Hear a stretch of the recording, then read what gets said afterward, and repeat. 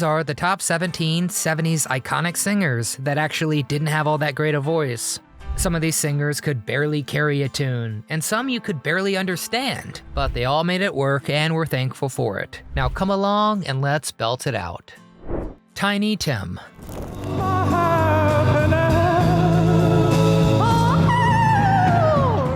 Tiny Tim was one of the strangest acts to ever hit mainstream television, or for that matter, ears in general. When he sang Tiptoe Through the Tulips in that wild falsetto, ukulele in hand, hair like a middle school substitute teacher, it was like watching a fever dream unfold live on TV. Some people were mesmerized, others reached for the remote. His voice was really high-pitched, warbly, and so unnatural sounding it made you wonder if he was doing it as a joke, or if this was how he chose to sing.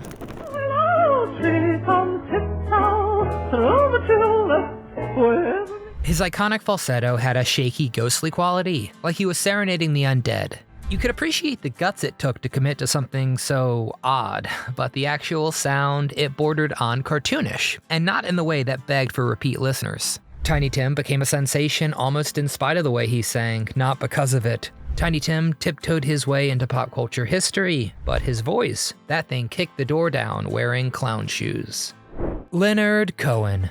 Now Suzanne takes your hand, she leads you. Now Leonard Cohen wrote some of the most beautiful, soul-searching lyrics of the 20th century. Suzanne, Bird on the Wire, Hallelujah, songs that cut right to the core. But his voice was less angelic than his words. Let's just say it took some getting used to. His vocals had a deep, gravelly murmur that rarely strayed from that narrow range, and it often sounded more like a bedtime story whispered by a wise old grandpa than an actual melody. Some people found it haunting and profound, while others felt like they were being lulled into a nap. Simply put, there wasn't much variation in tone or pitch, and the phrasing could feel slow and heavy, like each word was being weighed before it even left his mouth. For fans, that was all part of the magic, but plenty of listeners were quietly wishing someone else would step in and sing those beautiful words he wrote.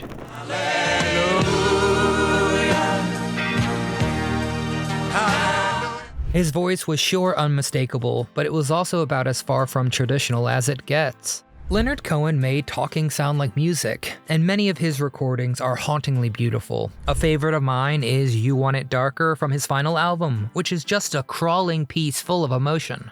The guy could create the best songs, but singing wasn't why many listened. Rick Derringer. Rock and roll, Rick Derringer gave us Rock and Roll Hoochie Coo, an all-time stomp the dash, crank the 8-track backseat blaster. That riff, it still hits like a cold Budweiser on a hot day. But we're talking vocals here, and Rick didn't sing so much as attack the mic. Cause every line felt like a bark, like he was trying to scare the melody into submission. It was less frontman and more guy yelling at the lawnmower. Energy off the charts, subtlety, and not so much. The pitch wobbled, the tone scratched, but somehow it all kind of worked. Snoopy lives in a very bad part of town. And in the haze of blacklight posters and basement amps, nobody cared. It was loud, raw, and felt like Saturday night at the VFW. Most of his fans loved that bar band bravado, but others thought the mic was losing the fight. One critic called his voice a fender through a blender, and I don't think they were really wrong. Derringer could make guitars sing, but his own voice, well, that's still up for debate. James Brown. And I feel nice, sugar and spice.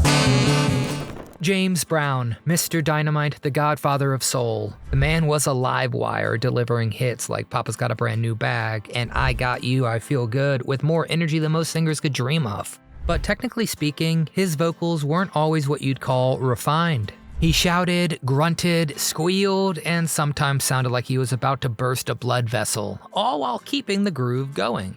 And that said, nobody cared if he hit a single note, because he hit you. So good, so good, so good, so good, I got you.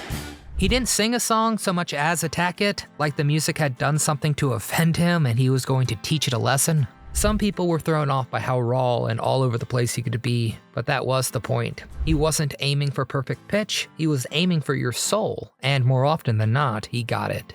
Bob Dylan. Like a rolling stone.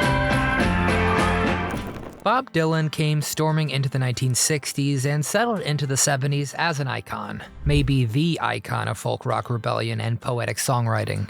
He gave us some of the greats, like a Rolling Stone, Knockin' on Heaven's Door, and so many more, delivered in that unmistakable voice that felt like sandpaper sliding across a harmonica. Because for some of us, hearing Dylan was like reading brilliant poetry through a megaphone turned to AM static. You respected it, but it didn't always go down smooth. His delivery often felt strained, his phrasing odd, and if you didn't buy into the mythos, it could come across like he was parodying himself. I'm knocking on heaven's door. But still, the man could command a room, or a movement with just a guitar, a wheeze, and a vision. Many fans say his voice matched the rawness of the message, and that's fair, yeah. But others felt like they had to squint their ears just to make it through the entire song. But love him or wince through him, that nasal drawl changed music and made it okay for every misfit crooner after him to just lean into what they had. Dylan may not have sung pretty, but he sure sang powerfully, even if it did sound like he had a head cold the entire decade. Tom Petty.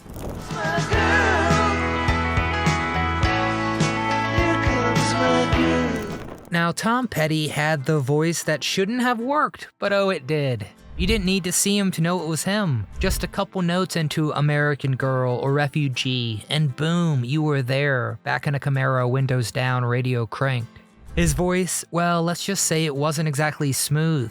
Plenty of folks said he sounded like he was singing through his nose, or maybe through a clenched jaw after a dentist visit. It was kind of drawly, kind of sharp, kind of weird. One critic once said he sounded like Bob Dylan after a strong cup of coffee. I mean, ouch, but also, hey, that's a compliment. But here's the thing, Tom Petty didn't care, and honestly that was part of the charm. He wasn't trying to croon or impress, he just was. And that scrappy, no-frills delivery became a signature sound of the late 70s rock scene. You always knew it was him.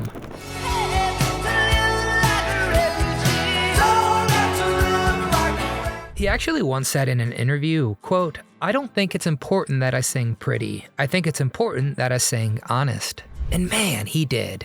Fun fact, when American Girl came out in '77, it barely made a dent on the charts in the US, but in the UK, it blew up. It just goes to show you, sometimes it takes the world a second to catch on. Tom Petty might not have had the smoothest pipes, but he had feel. And for those of us who grew up hearing that voice on the radio, it didn't need to be perfect, it just needed to be real. It needed to be Tom.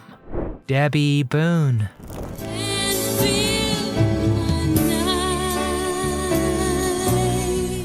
Debbie Boon hit it big in 1977 with You Light Up My Life, a song that practically lived on the radio for months, years. Yet, some people weren't really fond of her delivery. They felt it was overly sweet, a little too careful, like she was afraid to let go of a single note. There was no grit, no edge, and while the song itself was emotional, her vocals came off as robotic, or even detached, like someone trying to sound heartfelt without ever really quite getting there. But what do I know? Debbie earned a Grammy and topped the charts. But to a lot of ears, it was more easy listening wallpaper than anything that actually stirred the soul.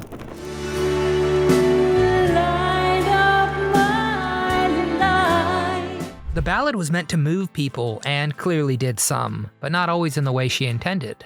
To be fair, she was young, fresh-faced, and likely following tight producer guidance. But that only added to the feeling that this was music made to sound emotional, without being emotional.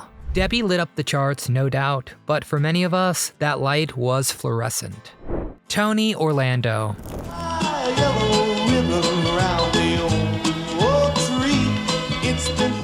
If you had a radio or a heartbeat in the early 70s, you knew Tony Orlando. The man was everywhere.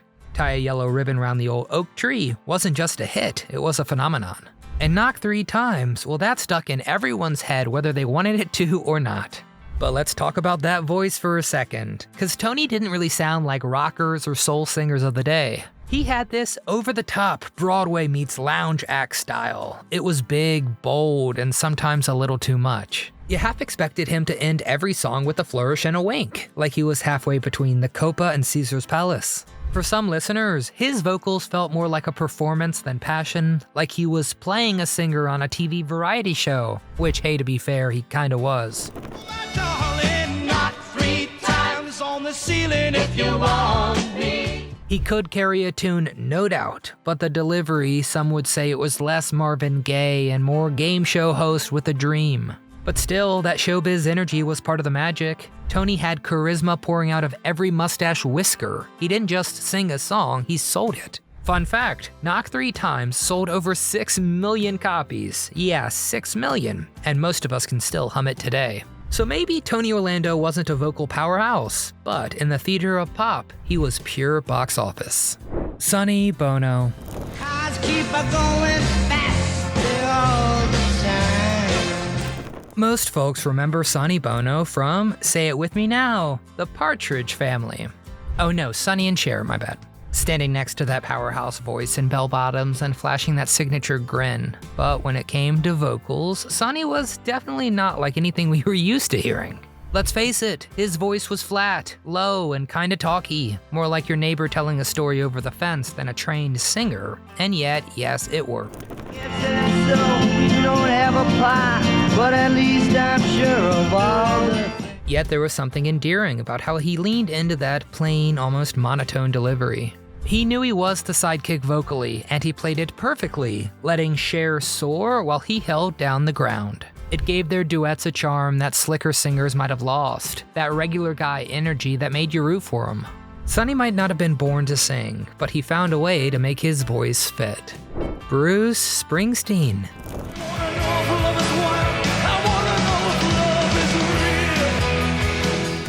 Ah, Bruce, the boss. The guy who made it cool to sound like you'd been hollering over a dive bar jukebox all night, and then decided to record an album the very next morning. From Born to Run to Thunder Road, Bruce Springsteen was the voice of the working man. But let's be honest here, nobody ever called him a smooth singer.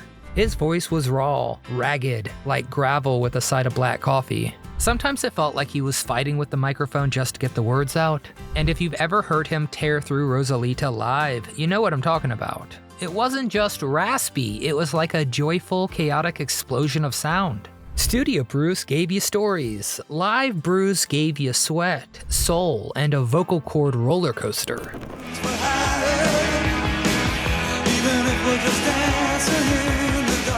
But here's the thing, none of that mattered. In fact, it made him more relatable. Bruce didn't sing from the throat, he sang from the gut, from the garage, from the Jersey boardwalk. He once said, quote, "I wanted to be important, I wanted to be a voice." And somehow that voice, flawed and full of fire, cut deeper than all the polished crooners put together. Fun fact, his breakthrough album Born to Run took 14 months to record just 8 songs. And Bruce nearly drove himself and his band crazy trying to get the sound just right. Not perfect, right. Springsteen's voice wasn't pretty, it was true. And for those of us who blasted his records on long drives with the windows down, that truth hit harder than any perfect pitch ever could. Gilbert OSullivan. I don't give a damn, and I like you if you can. Get down, get down, get down. Gilbert OSullivan wrote one of the most heartbreaking songs of the decade with Alone Again, naturally. And it connected with so many people in a big way. But some listeners could never really get past his voice. Pinched, nasal, and almost childlike at times. Like he was singing through a stuffy nose in a Victorian schoolboy uniform. There is a sincerity in his delivery, but the tone often made the entire thing feel more awkward than emotional. A few folks even said it sounded like he was straining just to get the words out clearly. We are indeed alone again, naturally.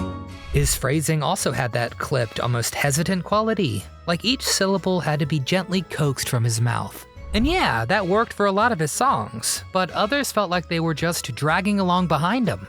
For many, his voice was simply a poor match for the grand emotions he was trying to express. Gilbert's songs may have gone deep, but vocally, he just hovered in that shallow end. Joe Perry.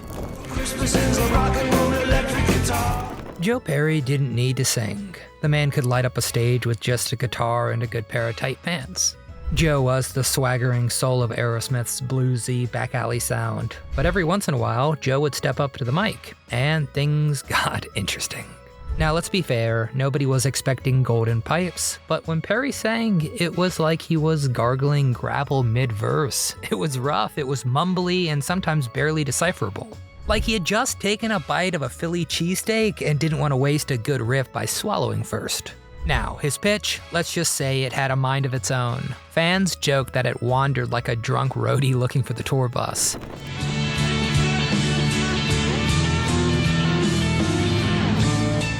And when you're used to Steven Tyler shrieking like a banshee possessed by James Brown, well, Joe's vocals felt like they came from the janitor closet at the back of the arena. Little fun fact, on the 2005 track Mercy, Perry takes lead vocals, and yeah, it's raw, real raw. The kind of song where the guitar does most of the talking, and probably should have done all of it.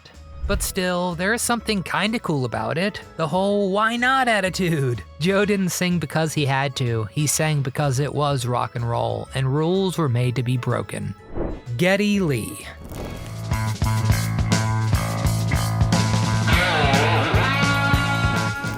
Getty Lee is one of rock's great musical minds, killer bass player, keyboard wizard, and part of one of the tightest power trios ever. But that voice, not everyone's cup of tea.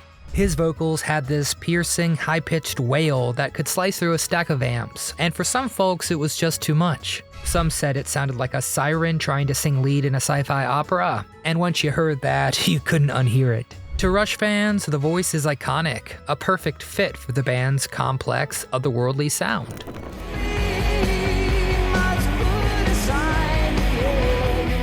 But others found it shrill and grating, especially on the higher notes where it felt like he was launching himself into orbit. You could admire the musicianship while still wincing at the delivery. Getty's voice was unforgettable, but for plenty of listeners, it felt less like a vocal and more like a warning signal from another planet.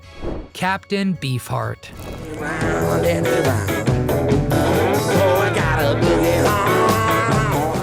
If you turned on the radio in the early 70s and heard a man barking like a coyote possessed by a beat poet, congratulations, you just met Captain Beefart.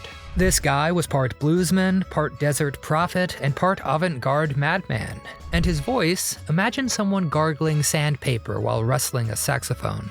That's Don Van Vliet, aka Beefart, in his natural state. Shouting, howling, and growling, like melody was a suggestion, not a requirement. Some folks loved the madness, others thought their stereo was broken. His vocals didn't just bend the rules, they ran them over. Barking at the beat, stomping over time signatures like a man late to his own garage sale. Across the night, you could hear the captain's cry. And yet, there was something there, something wild, brave, completely uninterested in approval. Fun fact, his 1969 album Trout Mask Replica, it's now considered a landmark in experimental rock. But back then, it sent more listeners running than a fire drill. Frank Zappa produced it, which tells you all you need to know. Beefart's voice was less tuned vocal and more spiritual exorcism. It wasn't pretty, it wasn't catchy, but for those tuned into his strange frequency, it was electric. Yet, for everyone else, it was like being yelled at by a very intense stranger behind a 7-Eleven. The Shags.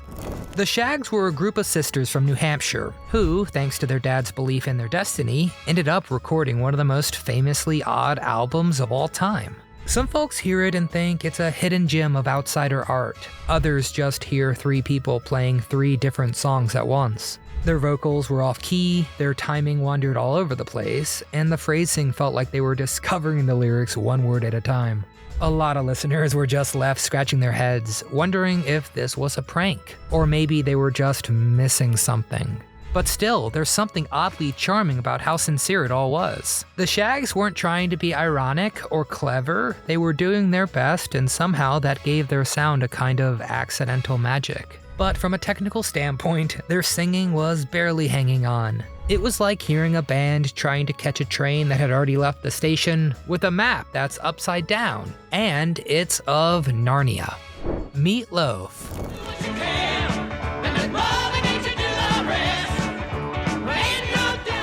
Nobody did too much quite like Meatloaf. With a voice that could level a small village and a stage presence that felt like a Broadway musical caught in a thunderstorm, he didn't just sing songs, he battled them.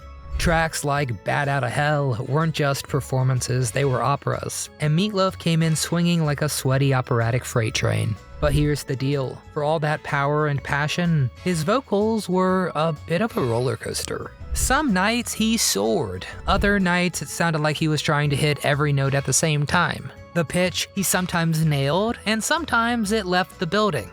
You're the only thing in this whole world that's pure and good and right. And wherever And a not-so-fun fact, Meatloaf collapsed on stage multiple times over the years, often from just sheer exhaustion. Because he didn't perform songs, he sacrificed his body for them. His vocals weren't clean, they weren't tidy, but man, they were alive. Yoko Ono.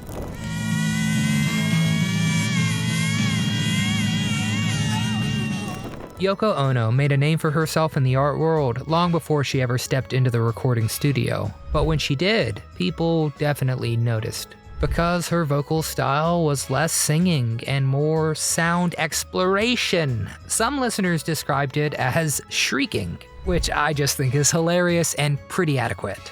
Even fans of the avant-garde admitted it could be challenging, and for folks used to traditional melodies, it could feel downright jarring.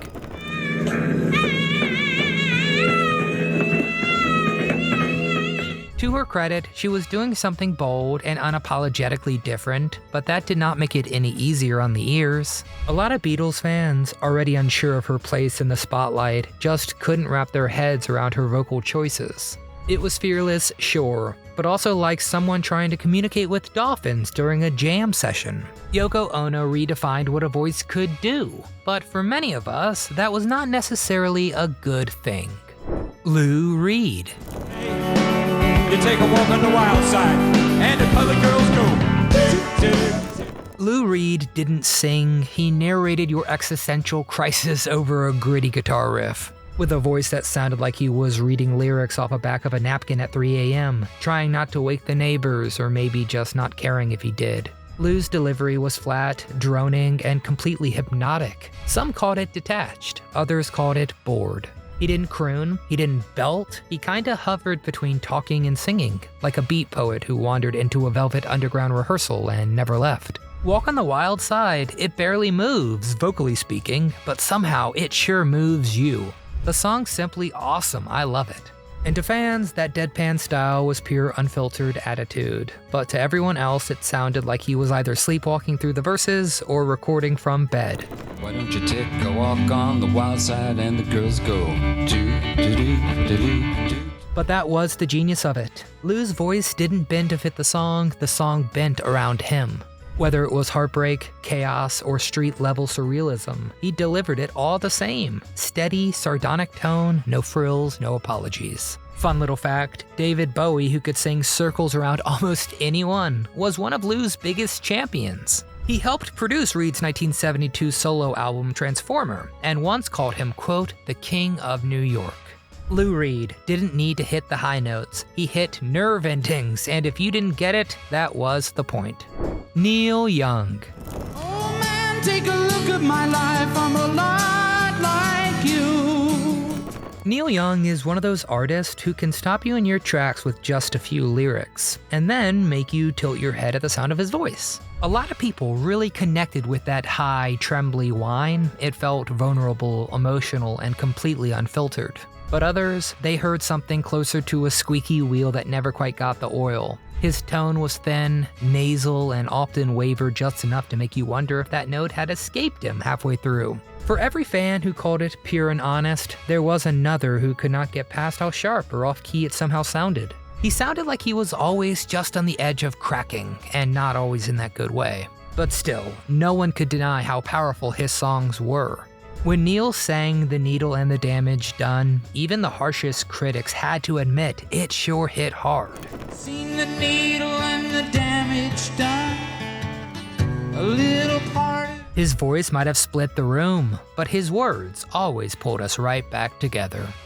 There you have it, some of the most memorable voices of the 1970s, some for better and some for worse. Whether they yelped, mumbled, or wailed, or just talked the way through the song, these artists still found their way into our hearts, or at least into a heavy radio rotation. And maybe that's part of what made the 70s so great. It was not always about hitting the perfect note, but having something to say and saying it like nobody else could. Now, which of these singers was your favorite? Was I wrong? Do some of these singers have good voices? Well, please get down in the comments section and tell me all your thoughts, because after all, we here at Do You Remember are nothing without you. So thanks so much for watching. Please hit that little thumbs up icon if you enjoyed the video, it really helps our channel a ton. And make sure you're subscribed so you don't miss one of our throwbacks to a simpler, better time. Until next time, I'm Nostalgic Nick with Do You Remember, reminding you that sometimes it's the weirdest voices that stick with us the longest.